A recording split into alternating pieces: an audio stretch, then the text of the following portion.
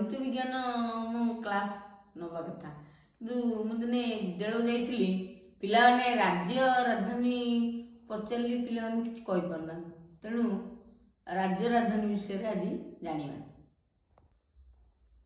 ପିଲାମାନେ ଭାରତର 28ଟି ରାଜ୍ୟ ଓ 8ଟି କେନ୍ଦ୍ରଶାସିତ ଅଞ୍ଚଳ। ରାଜ୍ୟ ରାଜଧାନୀ ବିଷୟରେ ଆମେ ଜାଣିବା। ଆନ୍ଧ୍ରପ୍ରଦେଶ ତାର ରାଜଧାନୀ ହେଉଛି ଅମରାବତୀ। ଅରୁଣାଚଳ ପ୍ରଦେଶ ରାଜଧାନୀ ଇଟାନଗର। ଆସାମ ରାଜଧାନୀ ହେଲା ଦିସପୁର।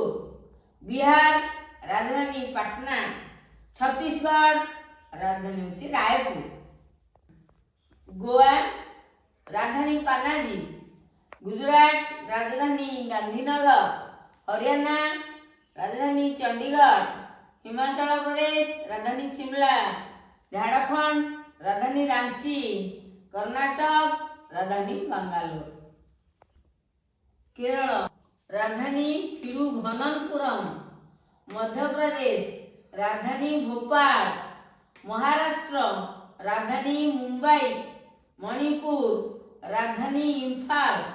ମେଘାଳୟ ରାଜଧାନୀ ଶିଲଂ। ମିଜୋରାମ ରାଜଧାନୀ ଆଇଜଲ। ନାଗାଲାଣ୍ଡ ରାଜଧାନୀ କୋହିମା।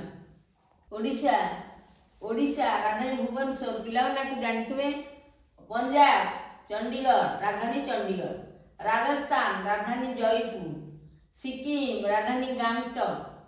ତାମିଲନାଡୁ ରାଜଧାନୀ ଚେନ୍ନାଇ।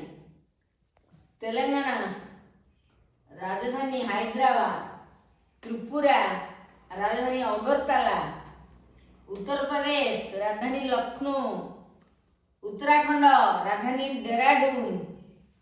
ୱେଷ୍ଟବେଙ୍ଗଲ ରାଜଧାନୀ କୋଲକାତା। ପିଲାମାନେ ରାଜ୍ୟ ରାଜଧାନୀ ଜାଣିଲେ, ଆମେ ଏବେ 8ଟି କେନ୍ଦ୍ରଶାସିତ ଅଞ୍ଚଳ ଜାଣିବା। କେନ୍ଦ୍ରଶାସିତ ପ୍ରସ୍ତୁତ 8ଟି, ତା ରାଜଧାନୀ ବିଷୟରେ ଜାଣିବା। ଆଣ୍ଡାମାନ ଓ ନିକୋବର ଆଇଲାଣ୍ଡ ରାଜଧାନୀ ହେଲା ପୋର୍ଟ ବ୍ଲେୟର। ଚଣ୍ଡିଗଡ଼ ରାଜଧାନୀ ହେଲା ଚଣ୍ଡିଗଡ଼। ଦାଦ୍ରା ଓ ନଗର ହାବେଳି ଓ ଦମନ ଡିଉ ରାଜଧାନୀ ହେଲା ଦମନ।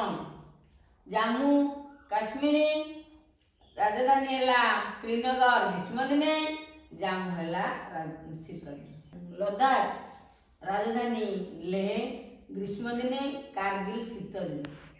ଲାକ୍ଷାଦ୍ୱୀପ ରାଜଧାନୀ କବରତ୍ତି। ଦିଲ୍ଲୀ ରାଜଧାନୀ ହେଲା ନ୍ୟୁ ଦିଲ୍ଲୀ। ପୁଡୁଚେରୀ ରାଜଧାନୀ ହେଲା ପଣ୍ଡିଚେରୀ। ପିଲାମାନେ ଆକୁ ନୋଟ୍ କରି ମନେ ରଖିବେ। ଆଉ ଲେଖିବାରେ ଯଦି ତ୍ରୁଟି ଥାଏ କମେଣ୍ଟ ମାଧ୍ୟମରେ ଜଣାଇବେ। ଆଉ ଯଦି କୌଣସି ସାଧାରଣ ନଲେଜ ଜାଣିବାକୁ ଥାଏ କମେଣ୍ଟ ମାଧ୍ୟମରେ କହିଲେ ମୁଁ ଆଉ ଦିନେ ଗୋଟେ କ୍ଲାସ୍ ନେବି ଜେନେରାଲ ନଲେଜ ବିଷୟରେ। ଆଜି ପାଇଁ ଏତିକି।